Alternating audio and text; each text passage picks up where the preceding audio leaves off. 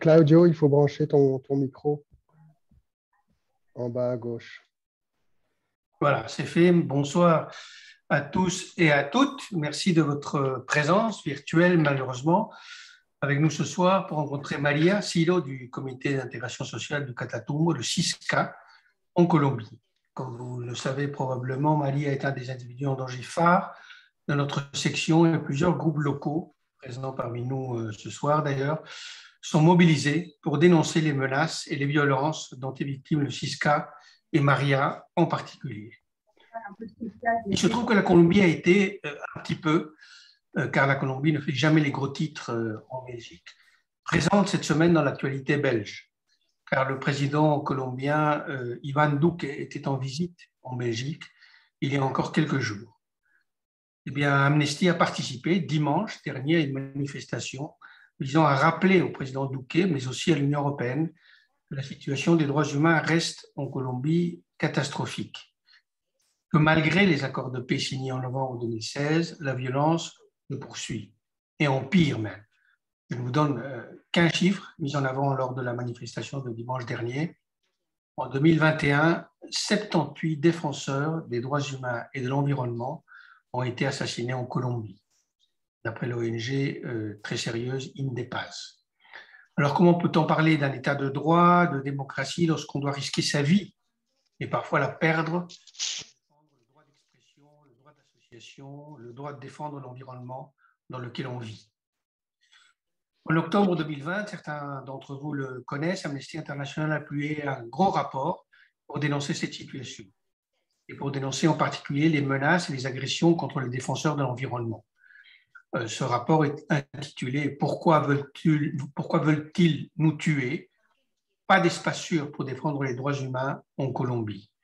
Et 4 situations, donc 4 régions différentes du pays, étaient examinées, ainsi que le travail réalisé dans chacune de ces régions par des associations courageuses qui se battent pour préserver le territoire, pour défendre les modalités de vie des populations locales et la qualité de l'environnement, et qui subissent pour cela menaces, poursuites et agressions.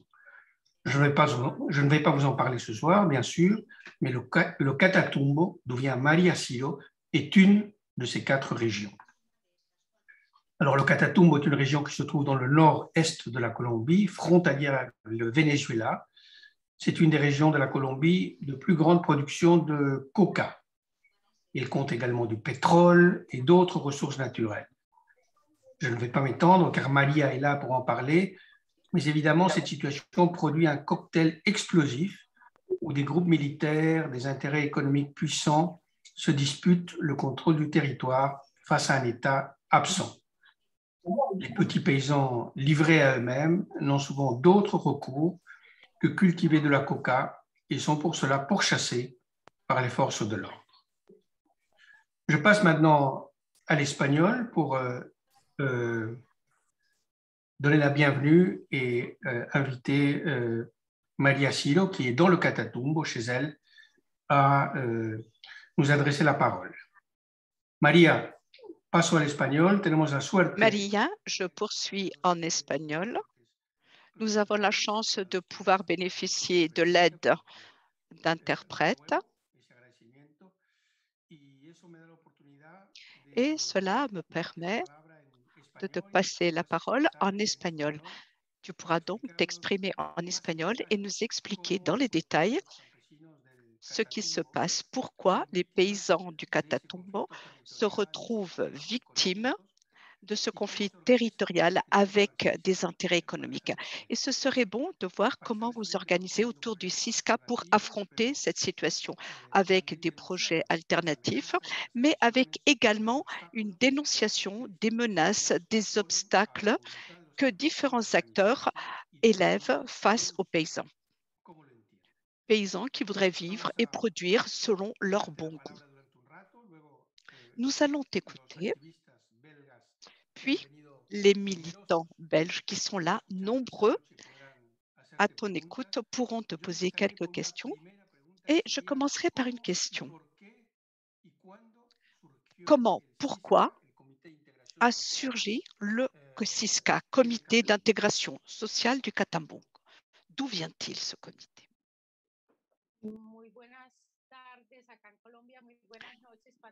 Bien le bonjour et bien le bonsoir pour la Belgique.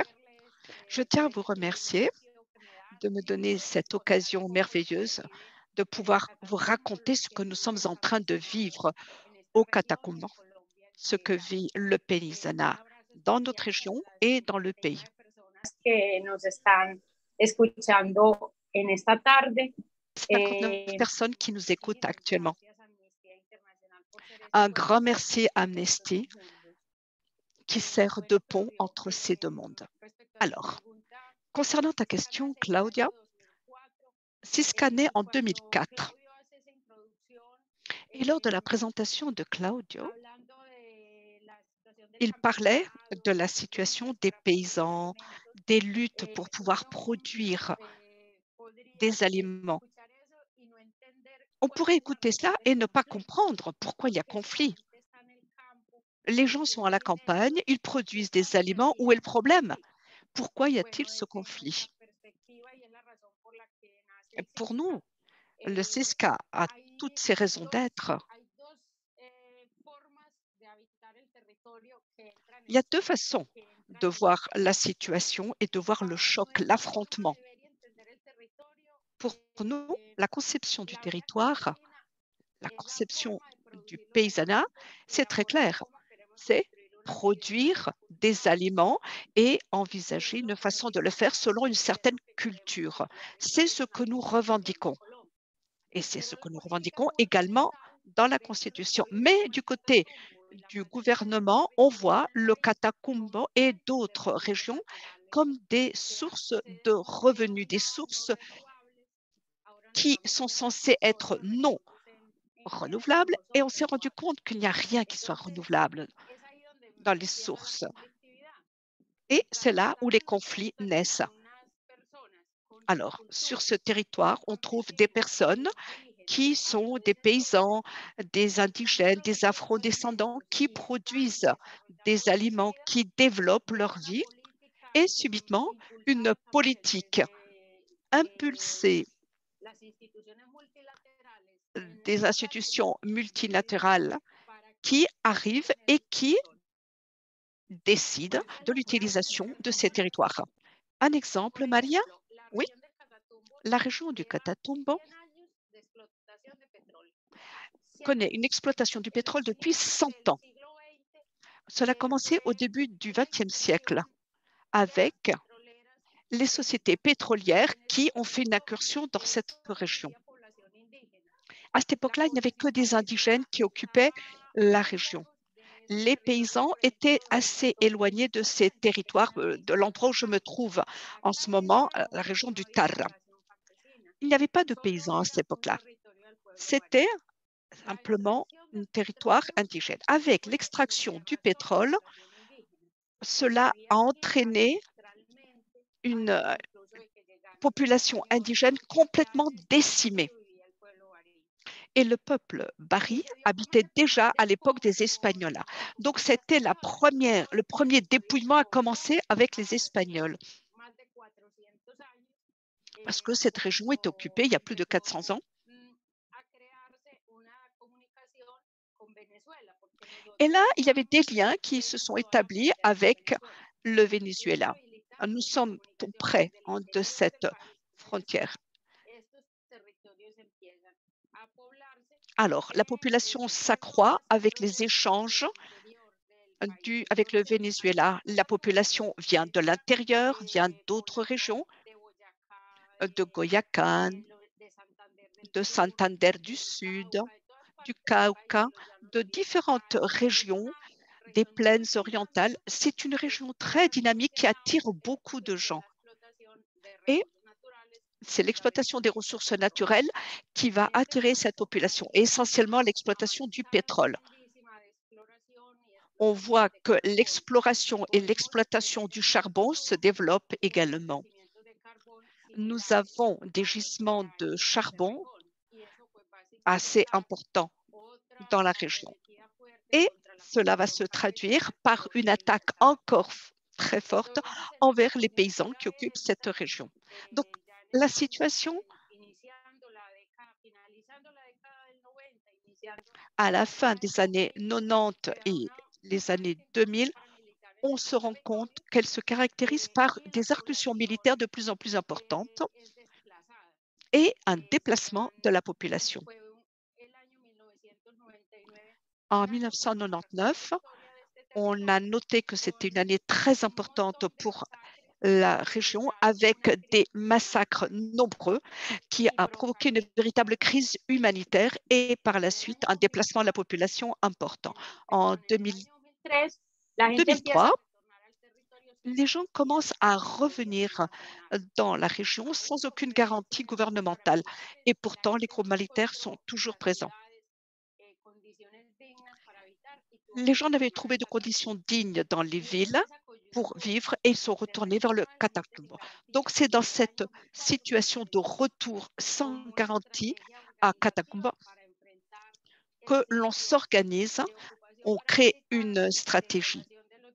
On constate qu'il y a violation des droits humains, qu'il y a une occupation des militaires et la lutte des paysans et des habitants pour retrouver cette région. Et c'est dans ce cadre-là que naît le CISCA en 2004. On s'était posé 3 règles: intégration, vie et territoire. Et une organisation qui sont particulières à cette région, qu'on développe depuis les années 70.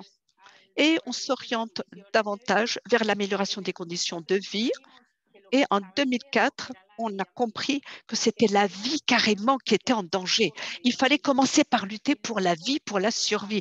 Et ensuite, on pourrait s'intéresser à l'amélioration des conditions de vie. C'est dans ce cadre que naît le CISCA, comme manifestation de résistance des paysans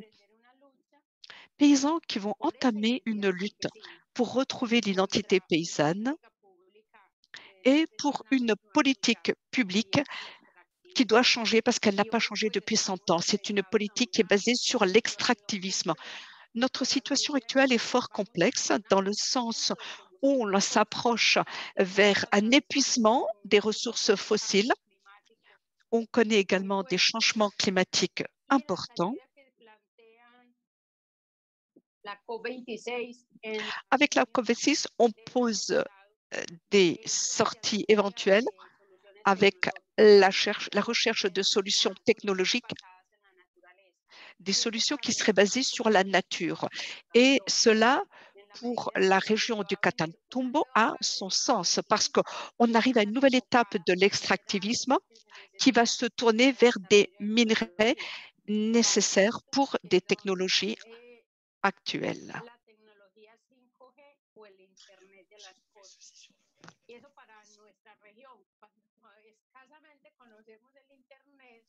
Alors, dans notre région, on sait qu'il y a Internet, mais nous sommes un peu en retard par rapport à d'autres régions. N'oublions pas ce que cela va signifier pour nous. Cela va se traduire par de nouvelles vagues de violence et de nouvelles vagues de déplacement que ce progrès. Maria, tu nous as expliqué un peu le cadre de la naissance du CISCA et les projets alternatifs que propose CISCA par rapport à l'extractivisme. Est-ce que l'on pourrait avoir quelques exemples de projets de production que vous avez essayé d'encourager, ce que vous avez pu développer sur place? Alors, nous luttons essentiellement pour produire des aliments. Nous sommes un peuple paysan. Nous nous sommes battus au niveau de l'État pour être reconnus ainsi dans la Constitution. Et nous voulons être recensés comme paysans dans le recensement national. La Constitution actuelle nous considère comme des travailleurs ruraux. Ce n'est pas la même chose. Nous avons mené un combat du côté de la Villa Campesina, qui est une association qui rassemble des paysans au niveau mondial et qu'on retrouve en Amérique latine avec la coordination d'Amérique latine et des organisations de la campagne. Et nous, ici, nous avons le SISCA qui luttons pour être reconnus en tant que paysans. Notre travail essentiel consiste à produire des aliments. Mais on est en train de perdre le lien entre l'être humain et l'aliment. Et finalement, on ne fait pas le lien entre la terre qui produit l'aliment que l'on consomme. Et c'est dans ce sens que nous précisons l'aliment doit être quotidiennement un acte politique. Il faut réfléchir au sens de cet aliment que l'on consomme 3 fois par jour. Nous alimentons notre corps, mais cela doit avoir un sens politique. Qui tire profit de l'aliment que l'on consomme? Qui soutenons-nous dans cette planète lorsque nous mangeons? De qui recevons-nous ces aliments? Et aujourd'hui, le paysan se trouve en conflit avec les multinationales qui sont à la base de notre production d'aliments. Nous voulons produire la pomme de terre, le manioc, la banane, le bétail en petite quantité. Nous voulons avoir des œufs, des porcs, mais en petite quantité. Face aux multinationales qui essaient d'encourager des méga fermes pour avoir des cultures transgéniques du soja, pour ensuite avoir du soja qui partirait en Chine et reviendrait après ici sous forme de porc. Même chose pour le lait. Le concentré serait fabriqué en Amérique latine, on amènerait cela en Suisse et par la suite, les produits laitiers seraient consommés de retour en Amérique latine. Notre activité essentielle est lutter pour la souveraineté alimentaire. Le paysan, de façon historique, produit des aliments. Il faut le faire avec plus d'harmonie avec la nature. Il faut que nous puissions contribuer avec nos pratiques ancestrales au développement de la planète. Nous, paysannes, paysans, représentons une alternative au changement climatique dans le sens où nous pouvons produire des aliments sans provoquer autant de pollution, sans modifier le climat comme on le fait du côté des transnationales et les méga fermes qui concentrent des millions et des millions de vaches, de porcs, de poulets ou de poules. Une autre question, Marie. Ces projets, est-ce qu'ils avancent? Enfin, il y a un discours tout à fait cohérent, très important. Quel est l'accueil du côté des paysans et comment se développent ces petits? Alors, tu parles de produire de la pomme de terre, du manioc, d'avoir un petit troupeau. Est-ce que le SISCA a obtenu quelque chose dans la pratique? Est-ce que cela commence à marcher? Depuis 2004, nous avons fait des efforts pour montrer au monde politique publique que produire des aliments à petite échelle est quelque chose de tout à fait rentable et cela apporte des satisfactions. Cela nous permet de poursuivre notre existence à la campagne. Au SISCA, nous nous organisons en collectif. Ces collectifs, à la base, sont articulés, tournés vers la production d'aliments. Par exemple, moi, en ce moment, je travaille dans une ferme qui appartient au SISCA dans la ville de Tara. Et nous développons un projet de bétail, d'élevage de bétail. Et nous pouvons montrer que dans un pays où les vaches ayant plus de terre que les paysans, cela nous permet de développer un système de semi-stabulation sans provoquer trop d'oxyde de carbone avec un système de transformation du dioxyde de carbone. Et cela nous permet d'avoir plusieurs fermes dans la région. Nous élevons des poules, des poulets, des porcs et nous essayons de trouver nos aliments dans notre région. on essaie de nous inciter à produire pour exporter. Aujourd'hui, par exemple, le pays exporte des tonnes de viande de bœuf, de viande bovine, et on manque de viande bovine dans le pays. On est passé du 12 000 pesos le kilo à 25 000 pesos le kilo. Donc, on arrive à une situation de carence alimentaire pour la viande bovine. Les aliments sont de plus en plus chers. On a connu un accroissement de plus de 100% depuis l'année dernière, donc en un an. Le pays connaît une situation d'insécurité alimentaire très forte. L'alternative n'est pas d'industrialiser la production d'aliments, mais reconnaître plutôt le rôle du paysanat. J'aimerais vous inviter à connaître notre expérience. Il y a 3 femmes qui ont une expérience qui a été présentée dans des documentaires ayant pour titre Les pieds sur terre. On peut trouver ça sur YouTube.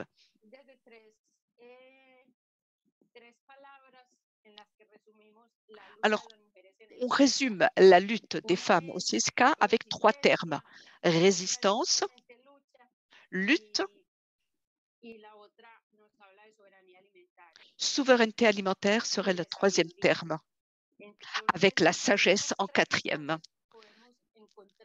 Donc, dans les 3 histoires présentées dans ce documentaire, on peut avoir une idée de ce qui est produit comme aliment dans notre région du Catatumbo. On peut voir comment on s'organise au sein du CISCA et on peut voir comment on réagit pour résister face à la production des aliments. Nous connaissons un moment très compliqué sur la planète entière et l'enjeu principal est l'humanité même. Marie, dans mon introduction, j'ai donné quelques chiffres concernant les violations des droits humains en Colombie et concernant les militants qui ont été assassinés en 2021. Et d'après Indepas, une ONG, la situation s'est encore dégradée. La violence s'est développée. D'un point de vue concret, au Catatumbo, que se passe-t-il en ce moment? Est-ce que vous pouvez développer ces projets de production? Est-ce que vous êtes victime de menaces? Est-ce que les choses se passent tranquillement? Comment cela se passe-t-il en ce moment? Au Catatumbo, on connaît une situation complexe. Nous sommes une des régions les plus compliquées du pays. Le gouvernement disait que si l'on pouvait avancer dans la politique publique avec une expression de Catatumbo durable.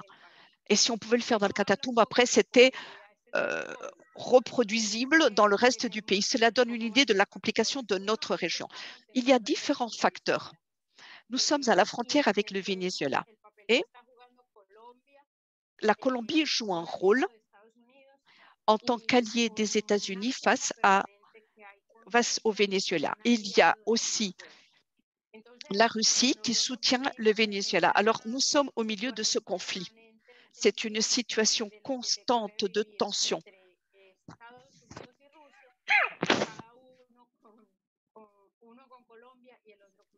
Alors, on a d'un côté la Colombie, d'un autre côté le Venezuela, la Russie et les États-Unis. Donc, vous pouvez imaginer la situation. Nous avons connu 3 expériences d'occupation militaire. C'est des stratégies qui ont été conçues par le gouvernement pour réagir à la complexité de la situation. Ceci nous rappelle qu'aujourd'hui, que nous avons 17 000 effectifs de la force publique dans une région qui compte 200 000 habitants. Il y a plus de soldats par habitant que de médecins par habitant ou d'enseignants par habitant. Cela vous donne une idée de la situation de conflit que nous connaissons. Alors, tension avec le Venezuela, c'est une chose. Il y a également des groupes armés qui sont présents des groupes rebelles. Et il y a des paramilitaires qui sont présents à la frontière, donc très près du Catatumbo. Autre élément qui entre en ligne de compte et qui met le feu à ce conflit, nous avons la culture de coca qui est la plus importante dans le pays, dans cette région que l'on produit le plus. Donc, nous sommes stigmatisés, montrés du doigt de façon constante. Le paysan du Catatumbo est considéré comme un narcoterroriste, un trafiquant de drogue.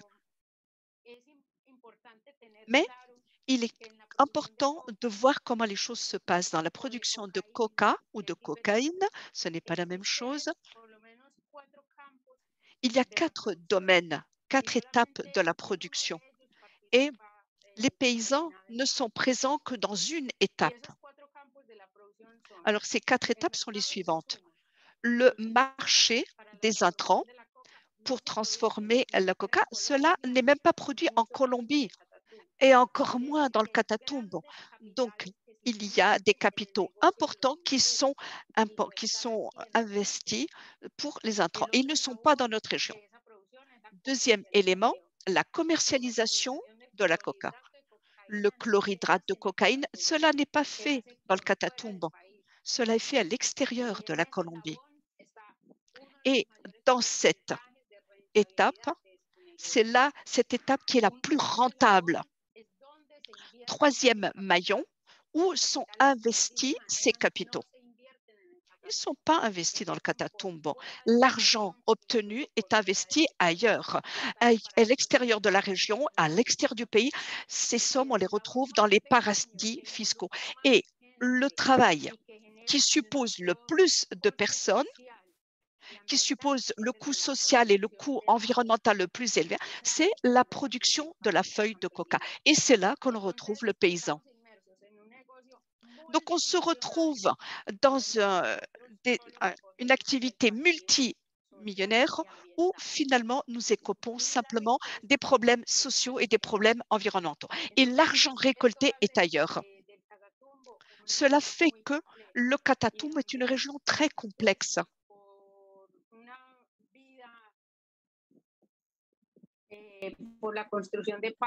Et parier pour une vie digne, parier pour des conditions d'égalité, parier pour la paix est un pari très dangereux qui se traduit plutôt par des menaces. Du côté du gouvernement national, le CISCA est considéré, d'après le gouvernement, est considéré comme finalement un manteau noir, quelque chose qui empêche le développement de la région.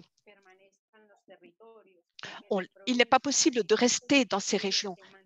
On ne veut pas que l'on maintienne notre dignité, que l'on produise des aliments.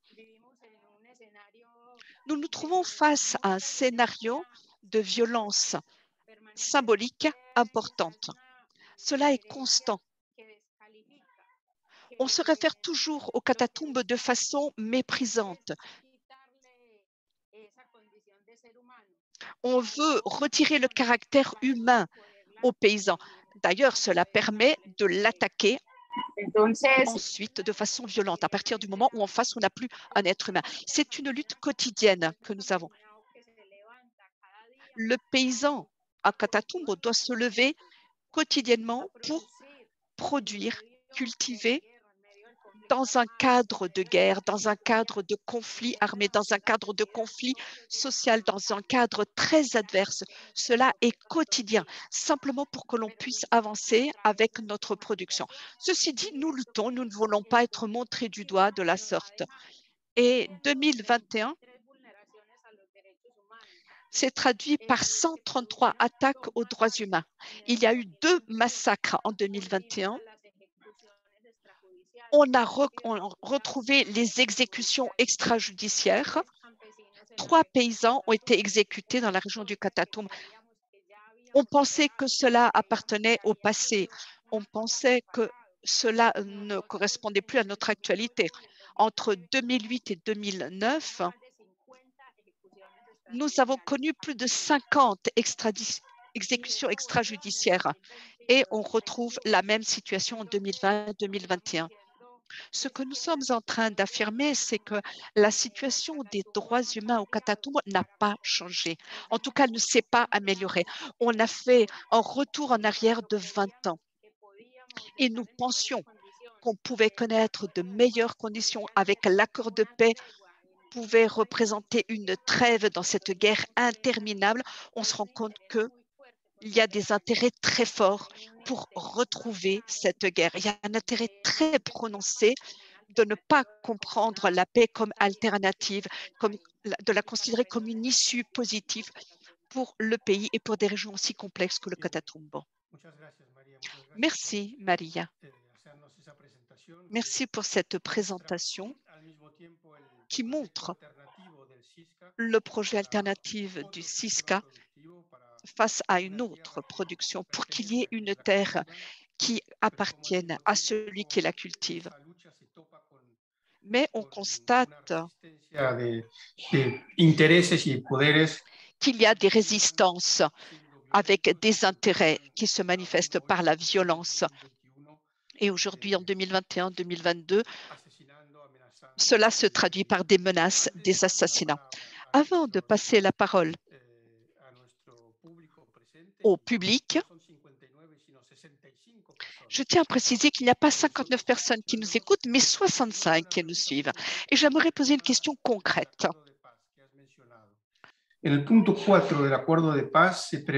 Question sur l'accord de paix. On parlait d'un projet national de culture alternative. Cela devait permettre de donner aux paysans du Catatumbo, de lui donner le moyen de laisser la production de la coca et de se consacrer à des produits que tu as évoqués. Cela aurait permis aux paysans de vivre. Ce programme national de culture alternative, cela a démarré, cela est défendu par le gouvernement.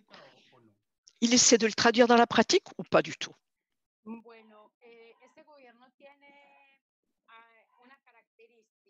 Ce gouvernement est particulier. Il a mis un terme à toute possibilité de dialogue avec le paysanat et avec la région d'une façon plus globale. Ce gouvernement a limité les échanges au cadre institutionnel, c'est tout. Alors, on s'adresse au département et à la municipalité à partir de l'État. Mais on ignore le gouvernement, le mouvement social, le mouvement afrodescendant, indigène, social. Donc, on avait déjà progressé avec ce plan qu'on appelle PELIS, mais cela a été écarté progressivement par le gouvernement, et tout spécialement dans notre région. Plus de 3500 paysannes et paysans avaient signé leur souhait d'abandonner la culture de coca, mais on n'a pas pris en compte ce souhait. On n'a pas respecté les accords qui avaient été décidés avec le gouvernement. Dans le rapport de 2021 du Bureau des Nations Unies, qui lutte contre le trafic de drogue, on affirme que dans les régions où il y avait eu une application des accords, il y a eu une réduction de la culture de coca, dans la mesure où le paysan a pu trouver des alternatives. Mais dans des régions comme le Catatumbo, où on n'a pas respecté cet accord, eh bien, la culture de coca, eh bien, au lieu de se maintenir ou de réduire, elle a augmenté. C'est un peu comme un encouragement à la culture de coca. Alors, cela s'est traduit par une perte de crédibilité de la région face aux institutions. On arrive à trouver des accords avec le gouvernement, on négocie, on signe des engagements, Mais finalement, ces engagements ne sont pas respectés. Cela fait que les communautés sont peu crédules, se méfient des institutions. Donc, il y a une perte de crédibilité des institutions dans notre région. Et cela est très, très grave, car cela rend encore plus difficile une issue de cette situation si complexe qu'est la culture illicite de coca. Alors, dans le nord de Santander, dans le nord de Cantacuzene, il y a eu très peu de respect de ces accords. Pourtant, il y a beaucoup de personnes qui aimeraient bien quitter cette culture, mais il n'y a pas pour l'instant de politique publique qui encourage l'économie paysanne, qui propose des alternatives pour une autre production. Merci. Merci, Maria, pour avoir répondu à ces questions. Merci de nous offrir ce panorama si précis de la situation. Alors, nous passons la parole à ces 66 personnes qui écoutent. As-tu quelque chose à dire avant? Est-ce que tu souhaites compléter des choses qui seraient restées comme ça dans ta manche? J'aimerais développer une question importante. C'est le rôle des femmes, les jeunes, les femmes, les enfants, dans cette lutte pour défendre l'identité du paysan. Nous, les femmes, nous avançons dans le mouvement social, dans notre région et au niveau national, et nous défendons l'idée que la paysanne doit amener des transformations dans les relations hommes-femmes. Et c'est dans ce sens que nous apportons une réflexion dans le cadre de nos activités. Bon, des questions assez difficiles à débattre dans les communautés rurales et dans le cadre institutionnel. Ce n'est pas simple.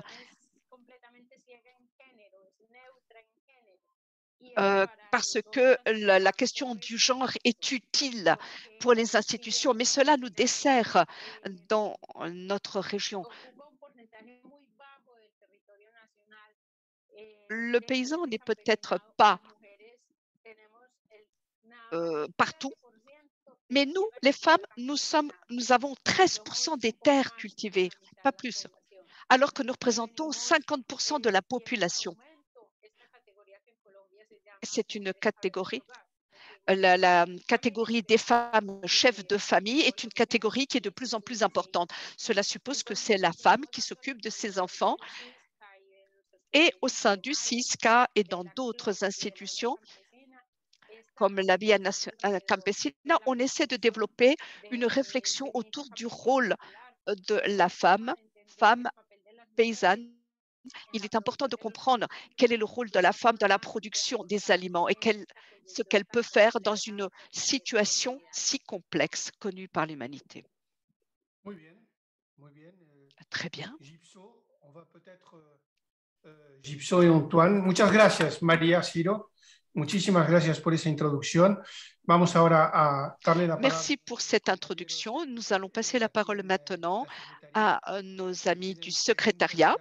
Ils ont des questions qu'ils ont rédigées et qu'ils ont recueillies auprès du public. À notre public présent. Voilà. Merci beaucoup, un grand merci. Alors, je rappelle le fonctionnement pour poser des questions, ou bien vous levez la main et donc ça c'est en bas de votre écran, vous pouvez lever la main pour poser une question et on vous donne la parole, ou bien vous pouvez la mettre dans le chat. Donc si vous allez sur l'onglet converser, vous pouvez l'inscrire et alors là Antoine la posera directement. Je vois qu'on a déjà une question dans le chat, donc je laisse Antoine la poser. Donc, pour lever la main, il faut cliquer sur réaction et puis sur lever la main. Donc, n'hésitez pas à le faire si vous voulez poser une question de vive voix. Alors, il y a une question dans le chat qui nous vient de Ruth. C'est une double question. La deuxième partie, eh bien, Maria y a déjà répondu. Donc, c'était concernant les initiatives ou les projets de conversion des cultures de la coca. Mais la première partie de la question de Ruth, c'était comment est-ce que historiquement la culture de la coca est devenue si importante dans votre région?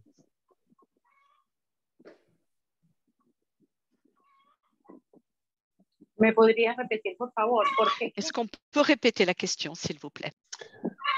Donc, la question est, quelles sont les raisons historiques qui font que la culture de la coca est si importante dans votre région, en Colombie, au Catatumbo? Bueno, recordemos que Il convient de rappeler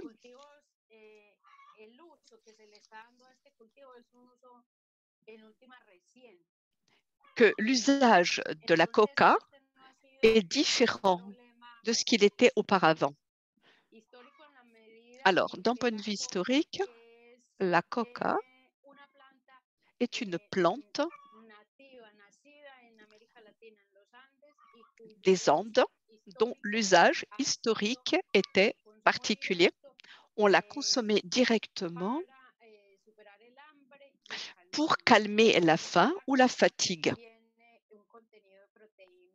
Il y a un contenu en protéines assez important dans la coca. Donc, c'est maintenant qu'on a détourné la feuille de coca vers une autre activité. Avant, ce n'était pas ça, ce n'était pas un alcaloïde.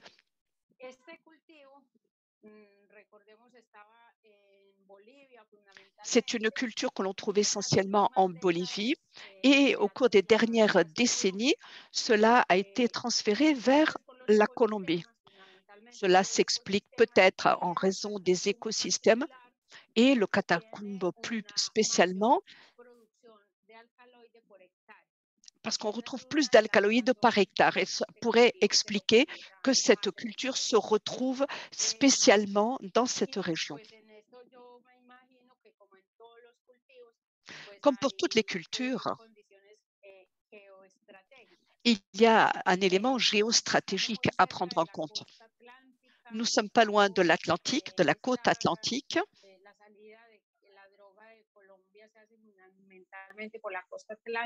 C'est surtout par cette côte atlantique qu'est exportée la drogue du Catatumbo.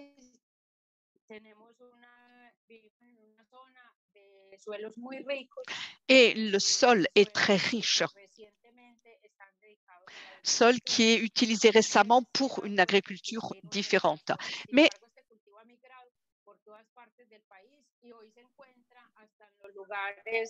cette culture de la coca a évolué et on la retrouve un peu partout dans le pays, dans les zones les moins espérées. Par exemple, autour des villes. Dans le département du César, par exemple, on le retrouve au nord de Santander. C'est une culture qu'on peut trouver un peu partout maintenant. Ceci sans effort.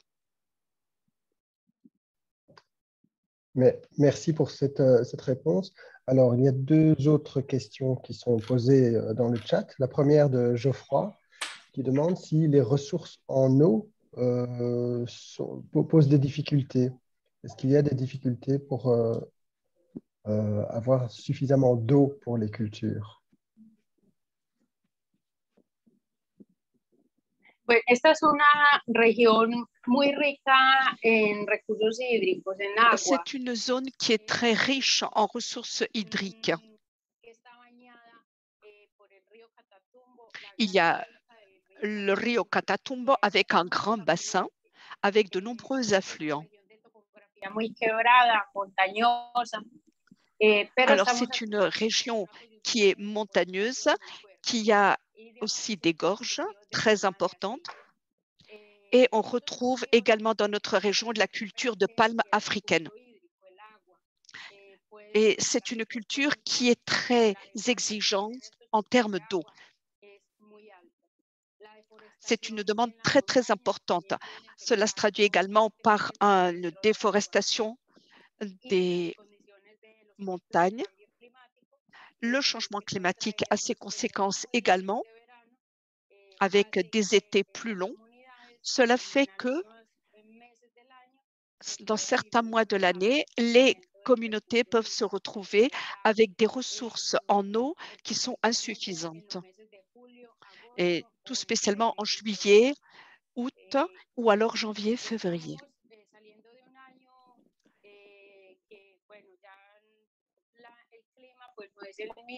Bon, ce n'est plus le même climat que l'on connaissait il y a quelques années en Colombie et dans cette région. Avant, on connaissait 2 périodes pour l'été, 2 périodes pour l'hiver. Et chaque 3-4 mois, on avait un changement de saison. Mais l'année dernière, l'hiver a duré pratiquement toute l'année. Et les années qui devraient arriver maintenant supposent des étés très longs et ça va se traduire par des carences.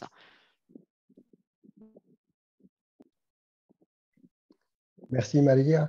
Une question à propos des menaces dont vous faites l'objet, vous, d'autres militants de votre association. Qu'en est-il maintenant? Bueno, la situación que vivimos en la región es una Nous connaissons une situation complexe dans la région. Ceci dans la mesure où nous devons présenter des plaintes constantes pour des attaques aux droits humains et une attaque au droit humanitaire international permanente. Je vous l'ai déjà dit, en 2021, il y a eu 133 attaques aux droits humains. Cela s'est traduit par 187 victimes individuelles et un certain nombre de victimes collectives également, plus de 100. Donc, nous devons dénoncer cela de façon constante, mais cela se traduit par des accusations, par des menaces permanentes.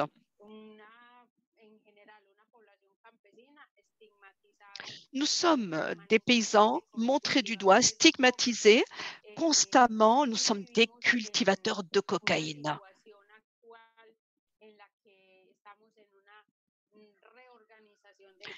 Nous constatons également que le paramilitarisme est en train de se réorganiser. Entre 1999 et 2005, on a eu 5 occupations paramilitaires avec le déplacement de plus de 400 000 personnes. Puis, il y a eu le processus de négociation avec les paramilitaires pour la justice et la paix. On a parlé d'extradition et actuellement, nous sommes dans une étape différente de restructuration des groupes paramilitaires qui reprennent du poil de la bête. Notre région est plus ou moins entourée par ces groupes.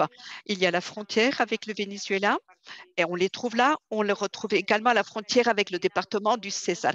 Et cela est terrible pour les paysans qui sont toujours montrés du doigt, qui sont toujours victimes de risques. 5 leaders sont morts l'année dernière, des leaders sociaux. Et il y a eu plus de 10 féminicides. Le conflit armé est quelque chose de permanent. Cela, pour la population civile, est un risque terrible. Car nous sommes en plein cœur de la confrontation entre les rebelles et les forces gouvernementales, l'armée. María, a nivel, una pequeña pregunta complementaria a la Petite question, Maria, sur les violations des droits humains. Quand on parle de droits humains, fréquemment, on pense toujours à ce qui est plus grave. On pense assassinat et exécution extrajudiciaire, mais tu as parlé de 133 atteintes aux droits humains. Que se passe-t-il? Qu'y a-t-il derrière cela? Il y a l'assassinat, la disparition, l'exécution extrajudiciaire, mais derrière tout cela, il y a toute une gamme de violations des droits humains qui compliquent la vie, qui empêchent les paysans d'avoir une vie quotidienne, une activité. Alors, j'aimerais bien que tu nous en parles un peu plus. Très bien. Le fait essentiel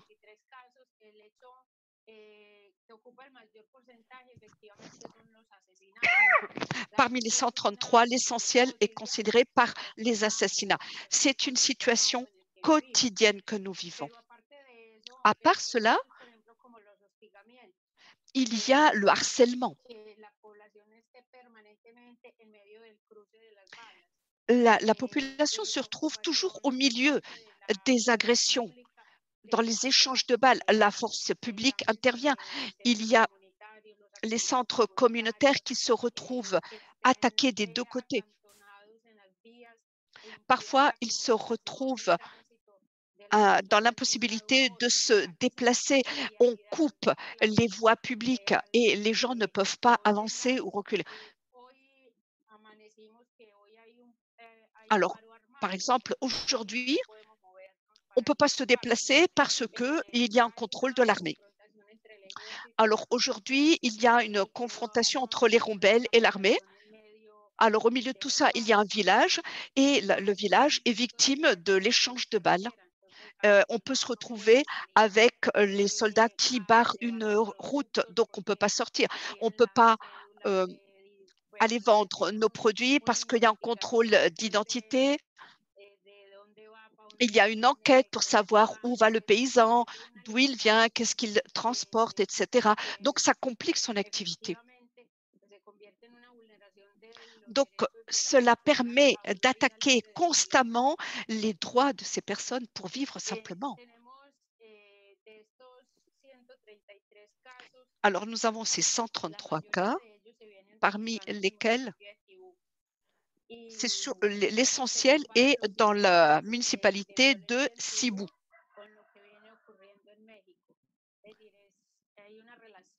Il y a un lien permanent de violence dans cette région.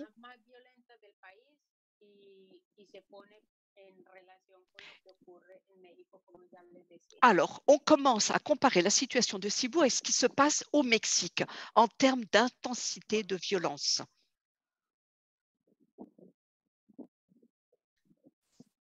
Alors, une question de Jean-Pierre à propos de la transformation de la coca. Est-ce qu'elle est faite en Colombie en produit fini ou est-ce qu'elle a lieu ailleurs? Vous en avez parlé du fait que les étapes les plus rentables de cette transformation ne se fait pas sur place. Donc, on va passer à la question suivante qui est en espagnol et je vais laisser Gypso la prononcer. Elle le fera beaucoup mieux que moi. Voilà, donc un message et une question de Adriana. María, gracias por tu presentación y por esa lucha por la salud. Merci pour cette présentation. Bravo pour cette lutte que tu mènes pour sauver la terre-mère. Question, comment soutenir les communautés paysannes à partir de la Belgique?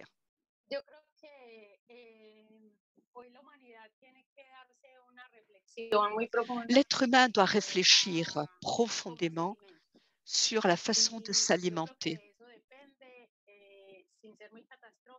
sans être catastrophique. Cela remet en cause l'existence même de l'être humain. Nous essayons de progresser vers une consommation de produits, mais nous constatons que la demande de produits fossiles, la demande de terre pour produire des aliments destinés aux animaux, tout ceci va nous conduire à un échec total, à une catastrophe. Si l'on change, si l'on mange du local, si l'on passe de la globalisation de l'aliment à la localisation de l'aliment, cela peut représenter une aide importante pour toutes les communautés. Et c'est ainsi que cela pourrait se retrouver sur l'ensemble de la planète. C'est une réflexion qui doit être partagée par toute l'humanité. C'est terrible de voir ce qui s'est passé avec la COP26, avec ce qui s'est passé l'année dernière. Ce qu'on a présenté, c'est simplement un ensemble de corporations, de transnationales qui conversaient. Il s'agissait de voir qui pouvait avoir la part la plus importante du marché de carbone. Et nous qui produisons les aliments, nous restons à l'extérieur de toute prise de décision. Je crois que le rôle de nous toutes, de nous tous, est de réfléchir, de repenser ce scénario. Où sont prises ces décisions? Comment on les prend? Et vers où va-t-on? Où emmène-t-on la planète? Et là, je pense que vous pouvez jouer votre rôle face à cette crise de civilisation. Les populations indigènes afrodescendantes paysannes ont un rôle important. Elles sont déterminantes pour trouver une issue à la crise. Et je pense qu'à partir de la Belgique, on peut trouver aussi une idée comment les aider, ces communautés, pour qu'elles continuent à vivre sur leur territoire où elles travaillent, où elles vivent actuellement. Otra pregunta en español de Felipe. Autre question en espagnol de Felipe Martínez. Comment expliquer que les autorités colombiennes affirment qu'on ne jette pas de n'asperge pas les productions de coca et qu'on ne respecte pas ce qui était dans l'accord de paix? Nous développons une lutte contre cette menace d'aspersion de produits sur les champs de coca parce que cela a des conséquences sur d'autres domaines tels que la population, les eaux. Il n'y a pas de contrôle sur les plantes qui vont subir cette fumigation. D'autre part, cela représente des accords économiques où certains ont des intérêts, peut-être, sauf le territoire qui va être victime de ce produit.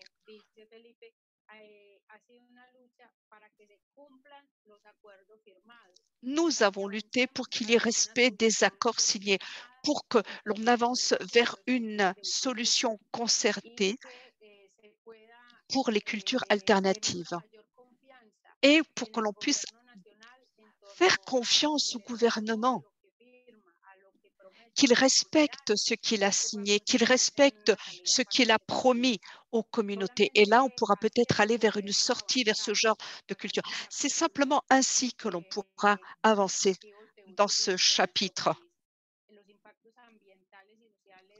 Nous devons voir quelles sont les conséquences sociales, environnementales de ce type de culture avec la coca. Et pourtant, le gouvernement est absent face aux communautés. Il ne s'est pas engagé avec des solutions et cela porte préjudice aux communautés.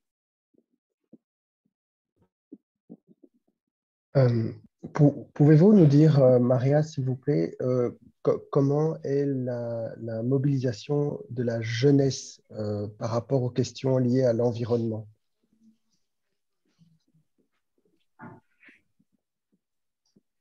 Bueno, hay una preocupación creciente de la On población note une inquiétude croissante chez les jeunes face à la situation du pays. Yo creo que todos ustedes, todos y todas pudieron ver Vous avez la certainement vu tan fuerte que se la desarrolló el grande año pasado en mobilisation Colombia. qui s'est développée l'année Esta dernière en Colombie. movilización estuvo promovida básicamente por jóvenes C'était des jeunes qui étaient à la y base, tuvo un papel essentiellement. importante la Il y a eu un rôle movilización que important tenía un carácter ambiental, que está luchando donné à contra la l'environnement. minería, contra On el luttait extractivismo, contre contra l'extractivisme, les extracción mégamines, como si lo dijéramos en l'exploitation Turbán, de l'or dans des régions es una ciudad qui que se moviliza apportent de l'eau à permanentemente Bucaramanga. C'est une région qui contra réagit la beaucoup extracción del oro contre l'extraction de en l'or. diferentes partes del país. Et cela se La retrouve dans población différentes joven zones du pays. La population viene dando luchas jeune importantes contra el réagit en extractivismo. luttant Hoy nos contre preocupa cette y extraction analizamos la situación de des Hidroituango, ressources. la represa que ha dejado Il y a un consecuencias barrage qui a tremendas entraîné des que no se van a conséquences très compensar graves dans le por pays 30 años et de vida útil que va a tener esta represa. cela n'aura pas de Entonces, conséquences. ese C'est un esfuerzo barrage de qui va durer une lucha trentaine d'années ambiental, et cela ne vaut pas la feminista, peine. Donc, la on lucha por constate une lutte pour condiciones de l'environnement, calidad une lutte dignas, pour le respect de la femme, pour une vie la digne, principal pour excusa l'accès de à l'emploi. movilización de las y los jóvenes en el país. Et on retrouve les jeunes à De la base de ces luttes. pero también unos niveles de represión nunca antes vistos en este país. On a constaté qu'il y avait un niveau de mobilisation qui était inconnu auparavant. Cela s'est traduit par la mort de plus de 72 jeunes assassinés.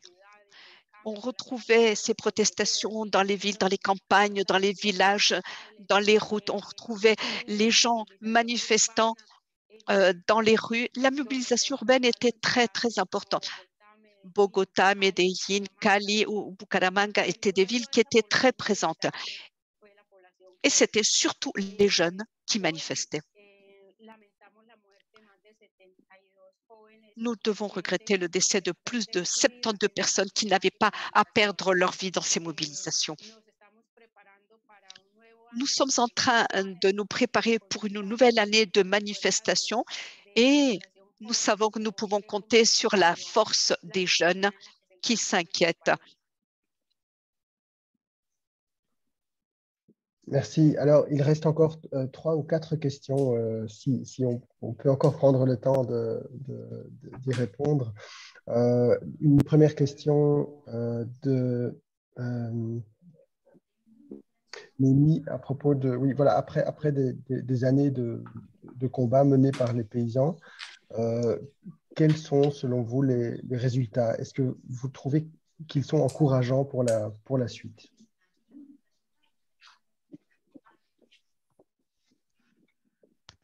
Sí, nosotras y nosotros en el Oui, CISCA au llevamos CISCA, 7 años de lucha. nous nous battons depuis 16 ans. Hoy en particular estamos en desarrollo de una Actuellement, nous développons une campagne politique pour une participation que se negoció en los acuerdos de La Habana, que se qui avait llama été négociée aux accords de La Havane. Especial de Paz. Il s'agit de la Chambre spéciale de paix. C'est un espace qui avait été accordé pour les régions où le conflit est plus important, qui sont le plus touchées par la violence. Et c'est important que ces régions puissent participer au congrès. Au Catatumbo, nous luttons sur plusieurs territoires et nous sommes optimistes. Nous pensons que l'on peut avancer vers une construction de la paix. Nous avons l'impression qu'aujourd'hui, plus que jamais, il est important de réagir et de se battre. Ce n'est pas le moment de se reposer, ce n'est pas le moment de déprimer, de renoncer. Non, c'est le moment de rassembler ses forces et de se lever avec plus d'enthousiasme et de dresser les drapeaux. Aujourd'hui, nous voulons hisser le drapeau du féminisme.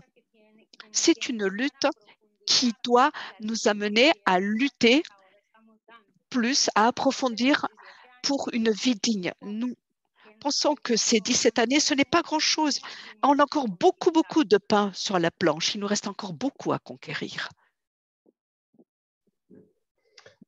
Alors, Michael, qui nous suit depuis le pays voisin, la France, vous demande quelles sont les conséquences de la crise au Venezuela sur la région, au Catatumbo.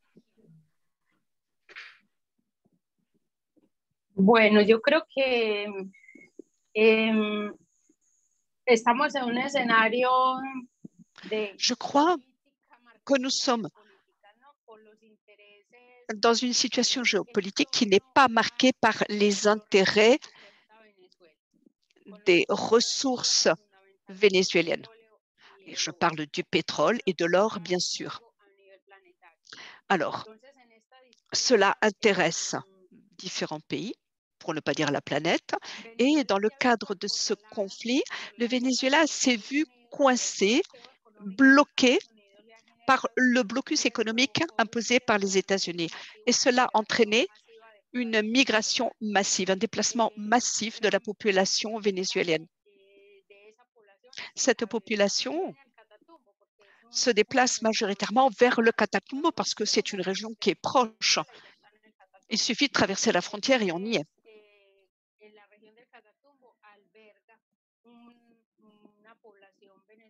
Donc, nous avons une population vénézuélienne importante dans notre région. Ceci dit, c'est un rapport historique que nous entretenons avec le Venezuela. Mais avant, c'était le contraire. C'était les Colombiens qui émigraient vers le Venezuela.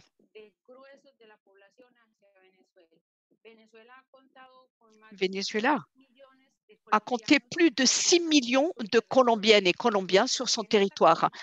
Actuellement, on peut parler de 1,5 million de Vénézuéliennes et Vénézuéliens qui ont migré vers la Colombie.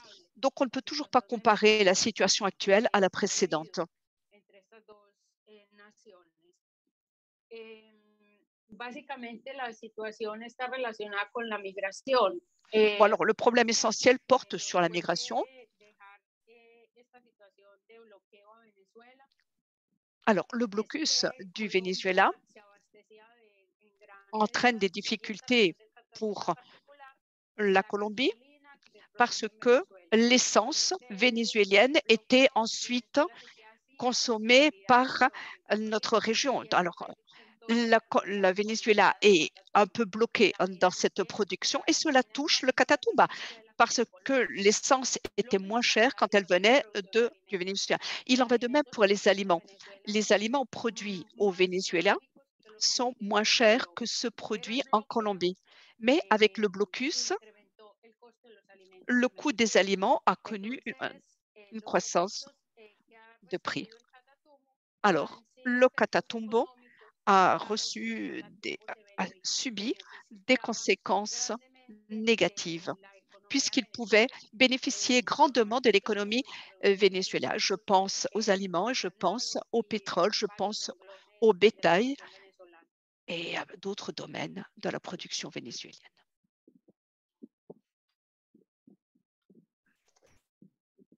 Alors, Maria, si ça vous va, il reste 3 questions et puis on va arrêter les questions.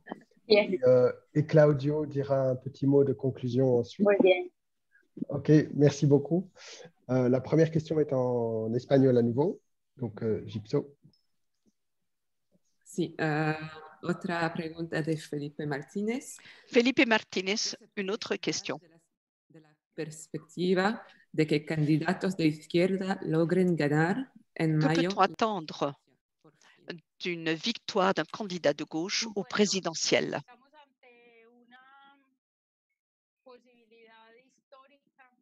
Nous sommes face à une possibilité historique.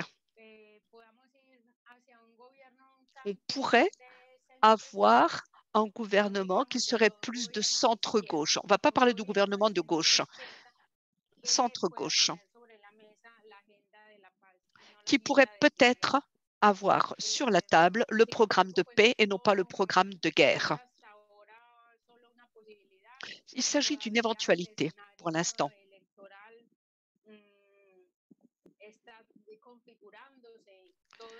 Le paysage électoral prend forme progressivement. Il y a de nombreuses coalitions qui se créent. On se réorganise au centre et à gauche. Cela concerne les mouvements sociaux avec un enthousiasme créé face au pacte historique. On envisage cela comme la possibilité de rassembler plusieurs partis politiques de centre-gauche, les mouvements sociaux, les organisations populaires, les organisations de base, pour essayer de trouver une autre façon de gouverner. Alors, le pacte historique ne représente pas encore un programme politique en tant que tel, mais du côté des régions, on pense qu'on pourrait viser la paix et viser la lutte contre la corruption. Ce sont 2 mots qui affectent notre région. La corruption est terrible. C'est l'autre face de la guerre dans laquelle nous nous trouvons impliqués. Car les ressources destinées à l'éducation, à la santé, aux voies de communication sont détournées vers la corruption et cela entraîne une plus grande marginalisation et pauvreté de la population. Donc, nous pensons que si l'on peut participer à cette chambre de paix au Congrès, si l'on peut avoir le pacte historique bien présidé, cela pourrait se traduire par un changement capital pour la Colombie Et ce serait bon d'avoir comme enjeu principal la paix, la production.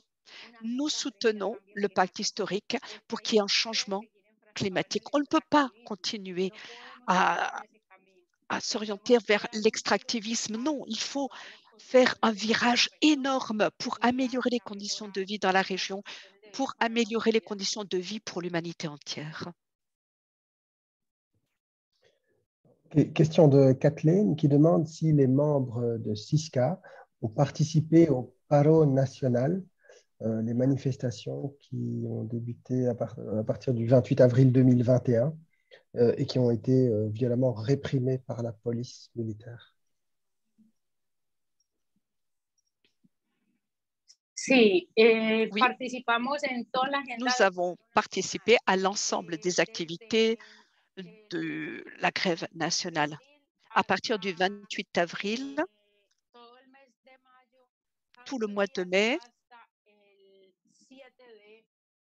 jusqu'au 7 juin, nous avons terminé par une activité nationale appelée Assemblée nationale populaire et nous avons essayé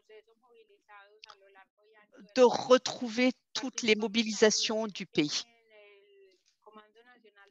Nous avons aussi participé au commando national de la grève. On retrouvait les syndicats des enseignants, les syndicats de la santé, les syndicats des étudiants. Et nous avons pu consacrer quelques journées à nous mobiliser. Cela nous a renvoyé à une trentaine d'années quand le paysanat pouvait se mobiliser. Et on se souvient tout spécialement du 12 mai, où nous sommes allés tout spécialement vers Ocaña, et nous étions plus de 20 000 personnes qui s'étaient mobilisées dans cette ville ce jour-là.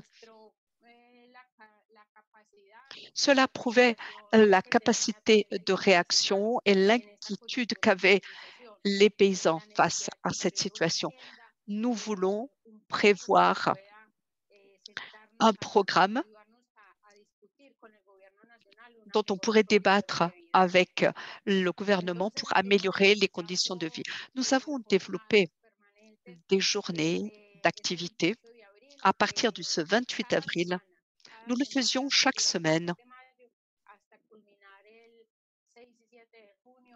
du début mai jusqu'au 6-7 juin, dans le cadre de l'Assemblée nationale. Dans la région, nous avons également participé à la route du soleil. Nous avons quitté le Catatumbo en parcourant des chemins très longs, et ceci dans des conditions particulières, au milieu de toute une répression de l'armée, au milieu des contrôles. Nous allions jusqu'à la voie centrale et là, nous sommes restés 15 jours en bloquant l'économie du pays. La última pregunta Dernière de question. Virginie y Jorge. Primero te dicen que fue muy interesante y te Tout d'abord, il souligne l'intérêt de l'intervention et te félicite pour ton engagement. Alors maintenant, on aimerait connaître quelques noms d'entreprises multinationales présentes dans le Catatumbo. L'objectif est clair, appeler un boycott en Belgique.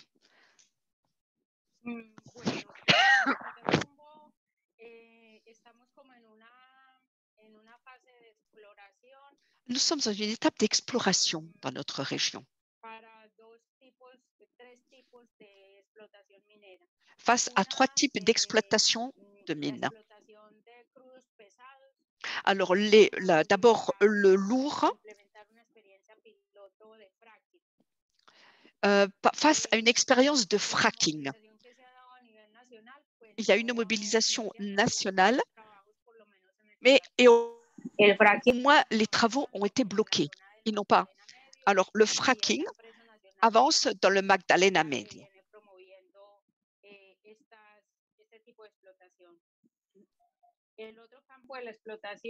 Autre domaine d'exploitation, le charbon,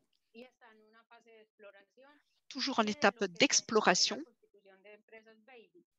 Et là, ils sont en train de faire des entreprises bébés, de petites entreprises qui signent de petits contrats.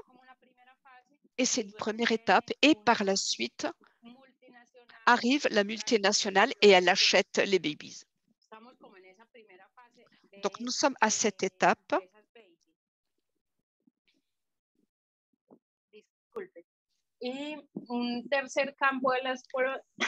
Troisième domaine où sévit l'extractivisme,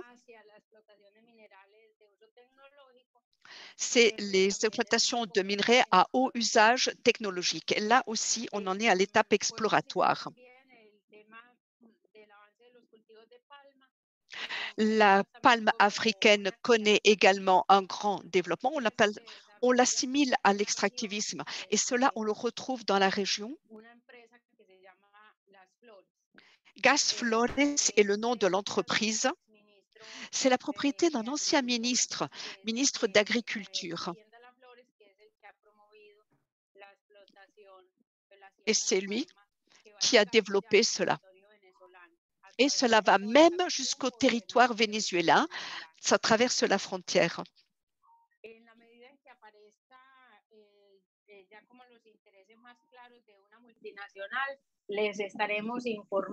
À partir du moment où on aura des éléments avec la présence des multinationales, on vous tiendra au courant pour que vous participiez au boycott ou que vous diffusiez l'information concernant le rôle de ces multinationales dans la région.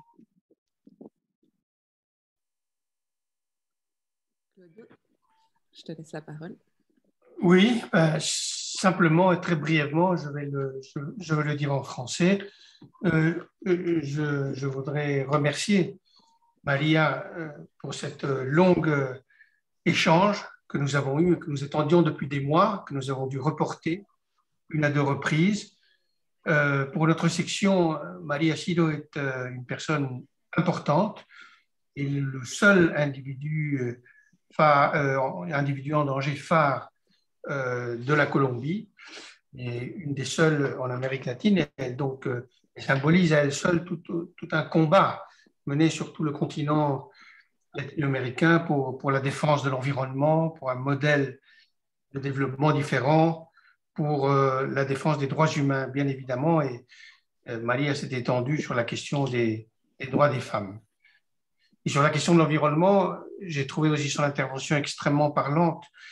Souvent, on oppose dans la lutte pour l'environnement des secteurs qui peuvent se le permettre et ceux qui ne peuvent pas se le permettre. Et on dit parfois en Europe, les écologistes sont les gens qui peuvent se permettre d'être écologistes. Et Maria Silo nous montre que les paysans en Colombie, comme ailleurs, mais en Colombie de façon très décidée, savent que la lutte pour l'environnement, la lutte pour le territoire, la lutte pour une production alimentaire à petite échelle et à échelle humaine et de qualité, est quelque chose qui concerne tout le monde et qui concerne au premier lieu les paysans qui occupent la terre.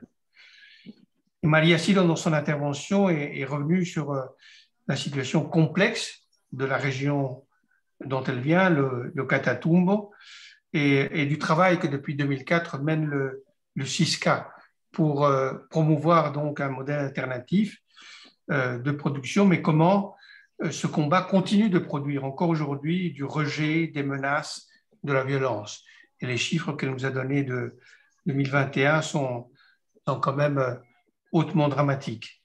Donc, moi, j'ai été très heureux de l'entendre, de pouvoir la voir. Nous n'avons pas souvent l'occasion de voir nos individus en danger et je l'ai trouvée vraiment convaincante. Et j'ai été très heureux de voir que nous avons été assez nombreux ce soir pour venir l'écouter et je voudrais l'assurer que nous restons très attentifs, très mobilisés sur ce qu'elle vient de nous raconter et que la coordination Colombie, la coordination Amérique latine et notre section en général continuera de se battre pour la soutenir, pour dénoncer la situation dont sont victimes les paysans dans le Catatumbo et en Colombie en général. Voilà, et un petit mot de clôture. Un grand merci à Maria. Merci également à Claudio, Nati et Sarah. Et alors, on vous donne rendez-vous pour notre prochaine Agora Amnesty. Ce sera le 14 mars à 20 h. Vous pourrez voir les informations sur notre site web. Ce sera donc avec Rami Chat et Céline Lebrun-Chat. Rami Chat, qui est un défenseur des droits humains égyptiens, qui a été enfermé pendant 2 ans à la prison au Caire, dans des conditions inimaginables, et qui a été libéré en janvier de cette année et qui viendra donc partager son témoignage avec nous le 14 mars à 20 h. Voilà, encore merci à tous pour votre participation et passez une excellente soirée. Merci.